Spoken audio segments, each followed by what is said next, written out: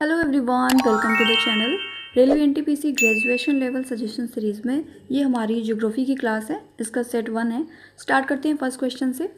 How much percentage of rural population has access to all season roads in India in sustainable development report 2025। तो इसका परसेंटेज है 89.9%। Rural road access in India की अगर बात करें सो सस्टेनेबल डेवलपमेंट रिपोर्ट 2025 के अकॉर्डिंग, जो कि UN sustainable development solution network के द्वारा जारी की जाती है, it reports that 89.9% of India's rural population has access to all season roads.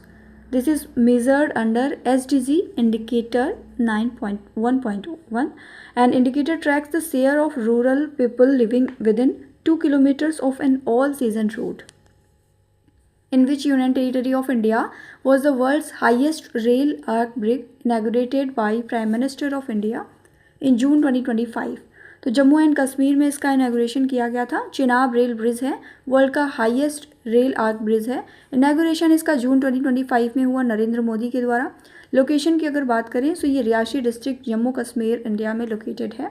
Built over the Chenab river and length इसकी 1315 मीटर्स के अप्रॉक्सीमेट है, और हाइट की अगर बात करें तो 359 मीटर्स इसकी हाइट है। In which state is Similipal national park located. Similipal national park जो है ये लोकेटेड है उड़ीसा में, और इसके अलावा में भीतरकनिका भी वहाँ पर है। सिमलीपाल नेशनल पार्क की अगर बात करें so it was established in 1980। It is located in the state of Mayurbhanj district Orissa. It is also a tiger reserve and Subarnarekha river जो है यहाँ से पास होती है। It is also part of Mayurbhanj elephant reserve which includes Kuldiha wild life sanctuary, Hadgar Wildlife Sanctuary and Simlipal Tiger Reserve. In 1979, Simlipal was declared as a wildlife sanctuary by the government of Odisha. In 1994, the government of India declared Simlipal as a biosphere reserve. In 2009, UNESCO added this national park in its list of biosphere reserve. In 2025, which two Indian cities were recognized as wetland cities? So ये थी Indore and Udaipur. India's first wetland cities Ramsar recognition मिला 2025 में Indore and Udaipur cities को। और अगर बात करें examples के, जैसे कि इंदौर में है सिरपुर लेक और लेक सिस्टम ऑफ उदयपुर, जिनकी वजह से इनको जो है ये सिग्निफिकेंट मिला है for protecting and sustainability managing urban wetland ecosystem. Which national park was declared India's 58th tiger reserve in March 2025। So इसका नाम है Madhav national park, Madhya Pradesh. Madhav national park के की फैक्ट्स की अगर बात करें सो ये लोकेटेड है शिवपुरी डिस्ट्रिक्ट मध्य प्रदेश में। स्टेटस इसको मिला है इंडिया के 58 टाइगर रिजर्व का 2025 में, एंड एनटीसीए के अंदर ये आता है under the authority of national tiger conservation authority. Conservation program की अगर बात करें so it is a part of project tiger, mix of dry deciduous forest and grassland ecosystem है ये। Which lake known as India's longest and Ramsar site Kerala currently facing severe ecological degradation. तो ये lake है Vembanad lake, जो कि केरला में located है। ये एक तरीके की लेगून लेक है। लेगून लेक का मीन्स होता है जो बैक वाटर आकर के कलेक्ट होकर के लेक बनाता है, यानी जो हमारा ओशन है या सी है उसका वाटर बैक होकर के एक लगून टाइप, एक लेक टाइप बनाता है, तो उसे हम लगून कहते हैं। सो इसको लॉन्गेस्ट लेक इन इंडिया का टाइटल मिला हुआ है, एंड लार्जेस्ट लेक है ये केरला में। लोकेशन है इसकी Kerala, India.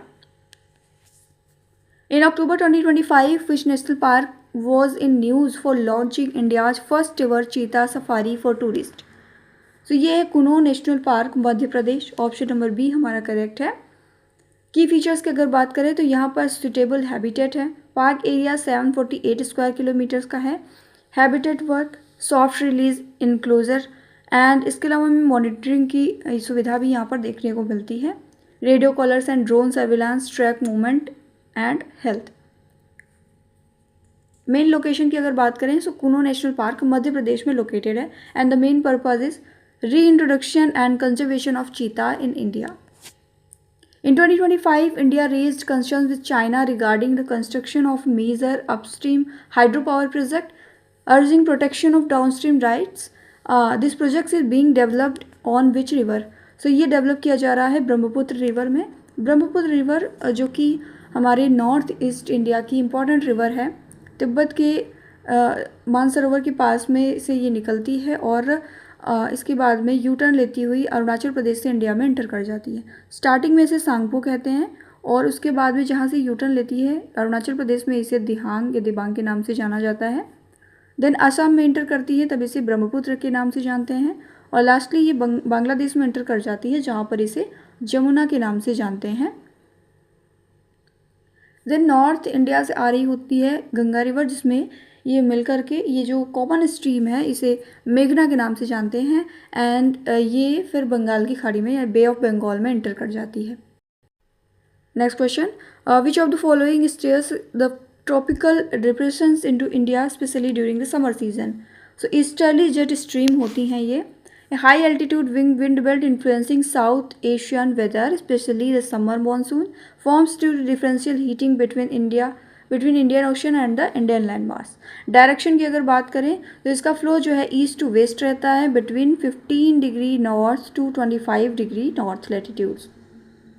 These depressions bring heavy monsoon rainfall, crucial for agriculture and water resource. Strongest हो जाती हैं जून टू अगस्त मंथ में, पीक मानसून मंथ होते हैं ये. एंड आफ्टर मानसून ये वीकेंड्स हो जाते हैं. What is the southern most point of Indian mainland called today. Indian mainland का सदर्न मोस्ट पॉइंट जो है इस टाइम पर कन्याकुमारी के नाम से जाना जाता है इसको. ऑप्शन नंबर बी हमारा करेक्ट है. और अगर बात करें कि इंटायर इंडिया यानी इंक्लूडिंग आइलैंड्स, सो वो पॉइंट है इंदिरा पॉइंट. और इंदिरा पॉइंट जो है ये लोकेटेड है ग्रेट निकोबार आइलैंड में, Andaman and Nicobar islands group में.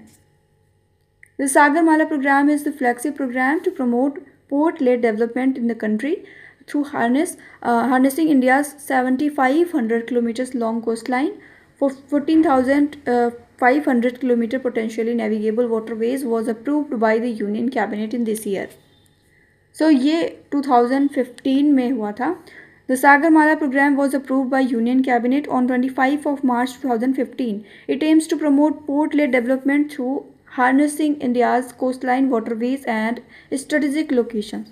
The program covers 7,500 kilometers of coastline and 14,500 kilometers of potentially navigable waterways. Which of the following waterways of India is navigable by mechanical boats up to Patna and by ordinary boats up to Haridwar? So ये है national waterways 1 यानी NW1. National waterways 1 की अगर बात करें तो इसे Ganga Bhagirathi Hooghly river system भी कहते हैं. एंड लेंथ इसकी जो है 1620 किलोमीटर्स के अप्रॉक्स है. ये इंडिया का लॉन्गेस्ट नेशनल वाटरवे है और इसको वाटरवे डिक्लेयर किया गया था 1986 में. रूट की अगर बात करें तो वेस्ट बंगाल से उत्तर प्रदेश तक इसका रूट है. वेस्ट बंगाल के हल्दिया से उत्तर प्रदेश के प्रयागराज तक. इसमें उत्तर प्रदेश, बिहार, झारखंड और वेस्ट बंगाल स्टेट्स जो हैं कवर होते हैं. Mechanical vessel up to Patna इसका नेविगेशन है. एंड ऑर्डिनरी बोट्स चलती हैं हरिद्वार तक. की कॉरिडोर की अगर बात करें तो inland water transport and low cost eco friendly है cargo movement. Major cargo coal, fertilisers, food grains, cement and steel का यहाँ पर जो है ट्रेड वगैरह के लिए यूज़ किया जाता है इस रूट को. Next question, the northern most island of Andaman group is. Andaman group का नदर्न मोस्ट आइलैंड कौन सा है. सो ये है ऑप्शन नंबर डी हमारा करेक्ट होगा, लैंडफॉल आइलैंड. लैंडफॉल आइलैंड जो है ये नदर्न मोस्ट आइलैंड है अंडमान ग्रुप ऑफ आइलैंड्स का. It is located in the north Andaman region and is separated from the coco island Myanmar by 10 degree channel. This island is part of union territory of Andaman and Nicobar island. Landfall Island is uninhabited and is known for pristine natural beauty. This island is surrounded by the Bay of Bengal and has lush green vegetation, making it an important ecological hotspot. The Khandke wind farm is located in which state of India? So ये located है महाराष्ट्र में. The Khandke wind farm is located in the state of Maharashtra, India. It is one of the prominent renewable energy projects in the state, contributing significantly to wind energy production in the region. Maharashtra is known for its extensive wind farms with favorable conditions for harnessing wind energy due to its geographical location and topography. The only tribal group of Andaman island still living in isolation is, Andaman island group जो है वहाँ पर अभी भी isolation में रहने वाली tribal group कौन सा है? सो ये है Sentinelese, one of the last uncontacted tribes in the world, lives in North Sentinel Island in the Andaman and Nicobar Islands, India, known for complete isolation and hostility towards outsiders. The government of India has declared the island a restricted or protected area. Entry is prohibited there. The southwest monsoon is regarded as the continuation of the which of following winds deflected towards the Indian subcontinent after crossing the equator. So ये south east trades होती हैं south west monsoon की अगर बात करें. So it forms when south east trade winds cross the equator and get deflected by the Coriolis effect. During summer strong low pressure area develops over the Indian land mass and attracting these winds. ये जो हमारा Indian land मास है यहाँ पर काफ़ी लो pressure area जो है develop हो जाता है समर के दौरान, जो कि इन विंड्स को अट्रैक्ट करता है और मानसून हमारे यहाँ पर इंटर करता है. आरपीएफ कांस्टेबल 2025 में पूछा गया क्वेश्चन है, where did India's second nuclear power station come up, the first unit of which went into operation in August 1972. तो ये राजस्थान से है. India's second nuclear power station is located in Rawatbhata near Kota, Rajasthan. The first unit of Rajasthan Atomic Power Station (RAPS) became operational in August 1972. RAPS was established in collaboration with Canada using pressurized heavy water reactors. Which plateau in India is known for its rich gold deposits? So gold deposits के लिए famous है छोटा Nagpur plateau. छोटा Nagpur plateau is located in the eastern part of India, primarily in the state of Jharkhand. This plateau is rich in mineral resources including significant deposits of gold. India का map अगर हम लोग देखें तो इस मैप में ये जो रीजन है इधर वाला, यहाँ पर झारखंड वाला एरिया, यहाँ पर लोकेटेड है ये छोटा नागपुर प्लेटू और यहाँ पर हमें रिच गोल्ड डिपॉजिट्स मिलते हैं. Which of the following Indian states the primitive form of cultivation slash and burn agriculture called वेवर और दहिया. वेवर या दहिया कहते हैं इसे. स्लैश और बर्न एग्रीकल्चर ये मध्य प्रदेश में होती है. ऑप्शन नंबर सी हमारा करेक्ट है. बेवर और Dahiya in Madhya Pradesh. A form of shifting cultivation where vegetation is cut and burned to clear land and for farming. North east में भी ये होती है कई जगह पहाड़ों में. इम्पॉर्टेंट है यहाँ पर जो हमारी एग्रीकल्चर है उनके नेम और रीजन्स. झूमिंग जो है ये खेती जो है असम, मेघालय, मिज़ोरम एंड नागालैंड में फेमस है. पॉमलू जो है ये मणिपुर की है. दीपा बस्तर जो कि छत्तीसगढ़ का एरिया है एंड अंडमान निकोबार आइलैंड के लिए इम्पॉर्टेंट है. पोडू एंड पेंटा जो है ये आंध्र प्रदेश. पमादाबी एंड कोमान और ब्रिंगा जो है ये उड़ीसा में. कोमरा जो है वेस्टर्न घाट्स में जानी जाती है. कुरुआ जो है ये झारखंड में. वेलर एंड वेल्टर जो है ये साउथ ईस्टर्न राजस्थान में फेमस है. During winter months, dry continental wind from Central Asia primarily come in contact with trade winds over which of the following regions in India? So ये north western India में देखने को मिलते हैं. Winter winds की बात करें, during winter dry continental winds from central Asia dominate India's climate. These winds interact with trade winds over north western India. Affected region इससे रहते हैं राजस्थान, पंजाब, हरियाणा, गुजरात. एंड रिजल्ट होता है dry, cool, arid and semi arid winter conditions due to lack of moisture. So winter winds में हमें यहाँ पर moisture की कमी देखने को मिलती है. सो ड्राई, कूल और arid, semi arid winter conditions देखने को मिल जाती हैं. Minimal impact on north eastern, eastern and southern India. And यहाँ पर हमारा करेक्ट रीजन होगा north western India. Which of the following census year reported the highest sex ratio in India? Highest sex ratio जो है 1901 में देखने को मिला था.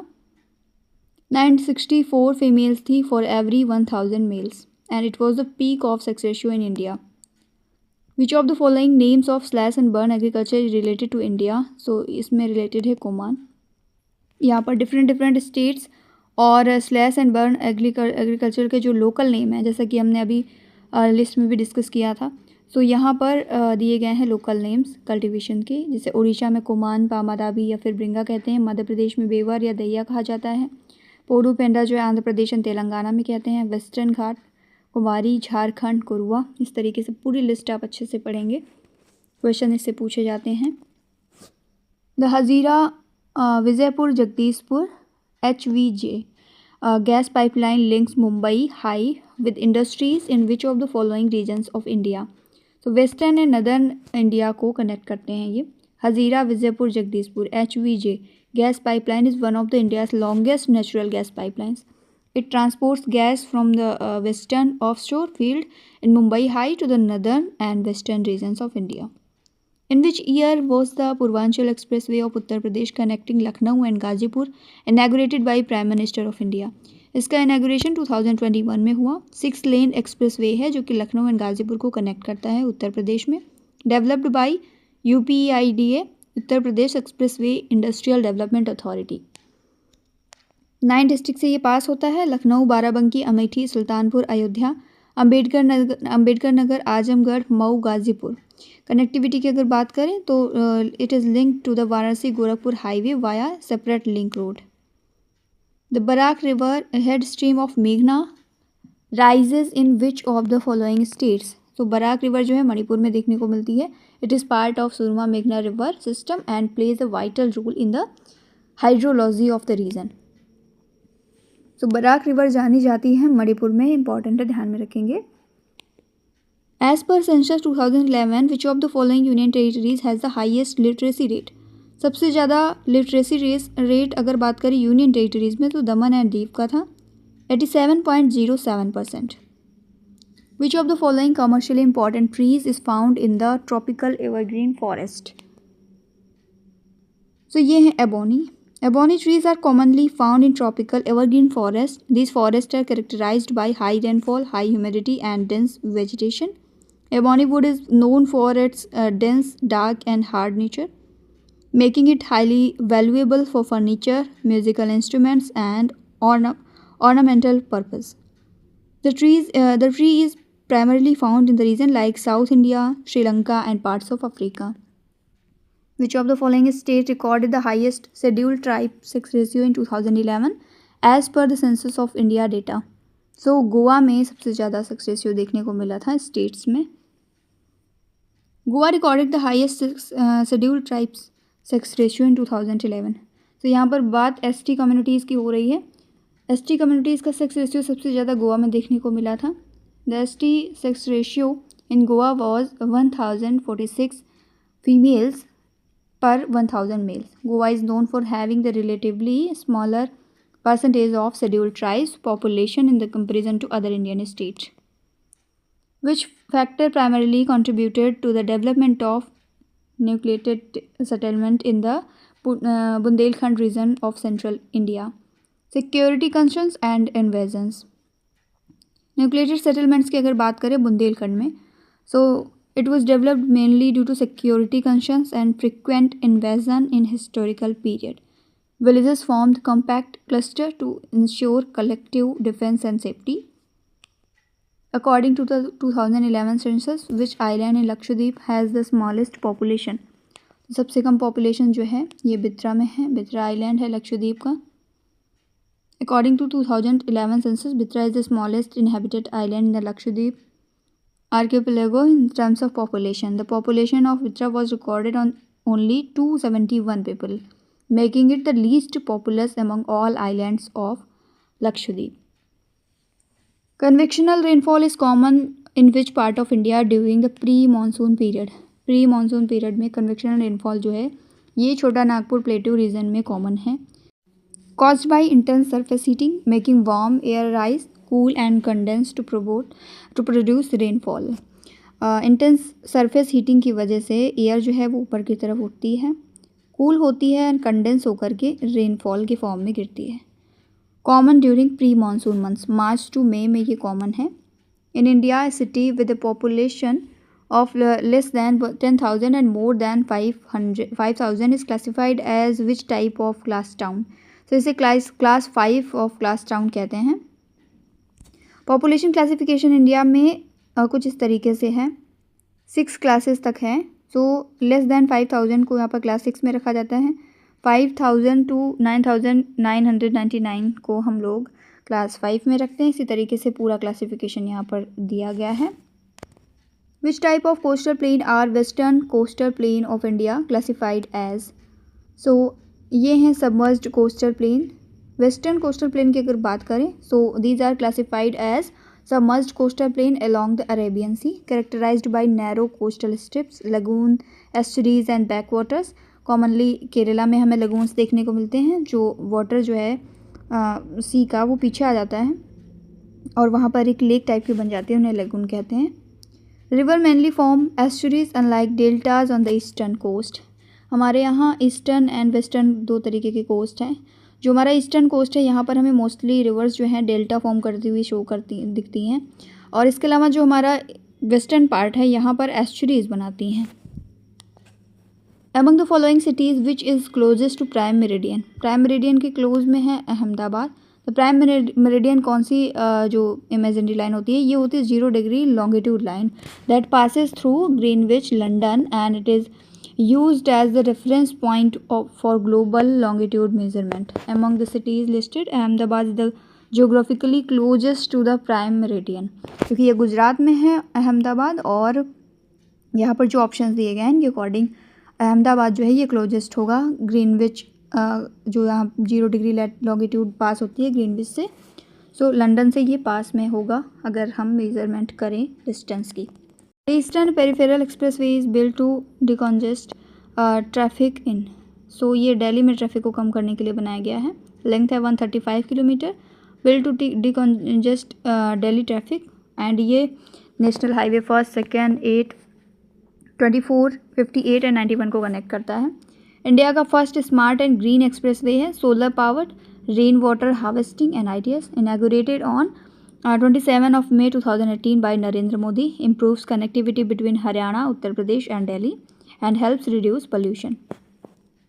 Doda Beta Peak, which means the big mountain, is the highest mountain peak in। तो ये Nilgiri hills की हाईएस्ट माउंटेन पीक है। अगर नीलगिरी की बात करें तो हमारा जो ईस्टर्न घाट और वेस्टर्न घाट जहाँ पर मिलते हैं वहाँ पर नीलगिरी, कार्डमम ये सभी पहाड़ियाँ जो है लोकेटेड हैं। नीलगिरी पर ये दोनों घाट मिलते हैं।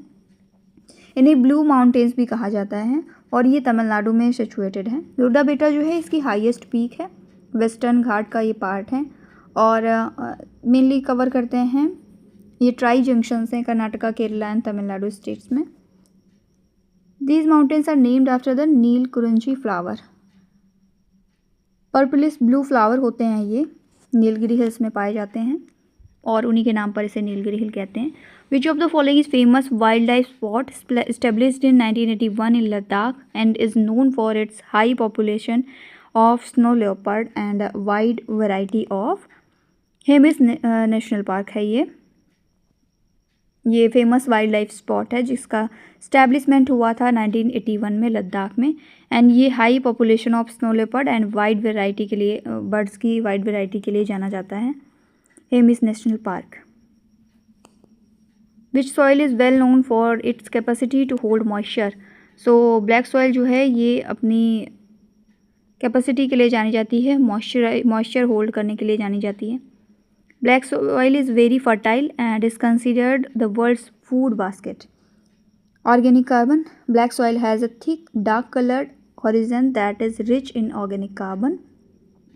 पीएच की अगर बात करें तो इसका पीएच जो है ये 2 से 8.5 तक लाई करता है 25 डिग्री सेल्सियस टेम्परेचर पर। मेन पॉइंट इसमें यह है कि ये potash, calcium and magnesium rich होती है बट नाइट्रोजन एंड फॉस्फेट जो है यहाँ पर एब्सेंट रहता है। What is the another term of pedology. Pedology का अनदर टर्म है सॉइल ज्योग्राफी। सॉइल ज्योग्राफी को हम पेडोलॉजी के नाम से जानते हैं। Another term of pedology is soil science. This branch is related to another type of science which is known as edaphology. Edaphology जो होती है वो स्टडी है कि how soil influences living things. Baramati peak is located in, so ये located है महाराष्ट्र में।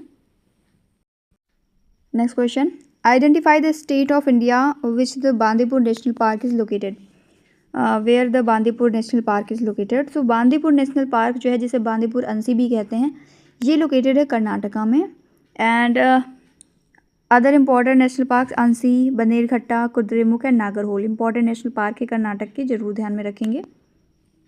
Shevaroy hills are a part of the, Shevaroy hills जो है ये ईस्टर्न घाट का पार्ट है। The Shevaroy hills are a prominent range of hills in the eastern Ghat situated in the Salem district of Tamil Nadu. This region is known for its scenic beauty and is a popular tourist destination, especially the hill station. And the hills are also rich in flora and fauna, and they play an important role in the local climate and ecology. Where is the Orang Tiger Reserve located? Orang Tiger Reserve जो है ये located है असम में। Option number D हमारा correct है। And it was designated as a national park in 1999. Oldest reserve है state का, located है north bank of Brahmaputra. It is located in the Darang and Sonitpur districts of Assam. This park is known for one-horned rhino, tigers, elephants, etc. Mini Kaziranga भी इसको कहते हैं। Old alluvial soil is also known as, तो इसे बांगर कहते हैं, और जो न्यू एलुवियल सॉइल है इसे खादर कहा जाता है। ये इसकी अगर बात करें तो Bangar soil is formed over a long period of time and is older compare to new alluvial soil. New alluvial soil को खादर बोला जाता है और ओल्ड एलुवियल सॉइल को बांगर कहते हैं। लोकेशन की अगर बात करें so it is found in the upland areas of river plains usually above the flood level. Composition, it is less fertile than a new alluvial soil, जिसे खादर बोला जाता है, and is composed of finer material such as clay, silt and sand. Colour की अगर बात करें तो ये टिपिकली डार्क होती है in compare to khadar. Valmiki national park is located in, Valmiki national park जो है ये लोकेटेड है बिहार में। और इम्पॉर्टेंट नेशनल पार्क्स बिहार के डिस्कस करते हैं, जिसमें से वाल्मीकि नेशनल पार्क है, कैमूर नेशनल पार्क है और ये वाइल्ड लाइफ सेंचुरी भी है। इसके अलावा में Rajgir national park plus wildlife sanctuary, Madhubani national park, Sanjay Gandhi national park plus biological park. It is difficult to cultivate red soil because, red soil को कल्टिवेट करना डिफ़िकल्ट होता है क्योंकि its water holding capacity is low. Red soil is a significant soil resource in India that covers about 10.6% of the country's area.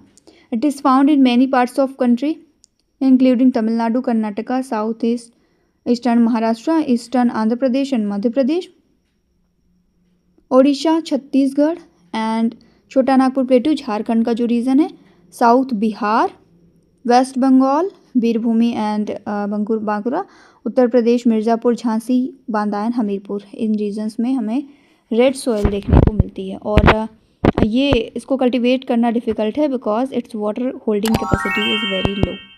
तो इसी के साथ हमारी आज की क्लास जो है यहीं पर एंड होती है। वीडियो कैसी लगी कमेंट में ज़रूर बताएं, अपने दोस्तों के साथ में इसे शेयर करें, और चैनल पर नए हैं तो सब्सक्राइब करके बेल आइकन को प्रेस कर लें ताकि जो भी नई वीडियोस अपलोड होती हैं उनकी नोटिफिकेशंस आपको मिल सके। Thank you.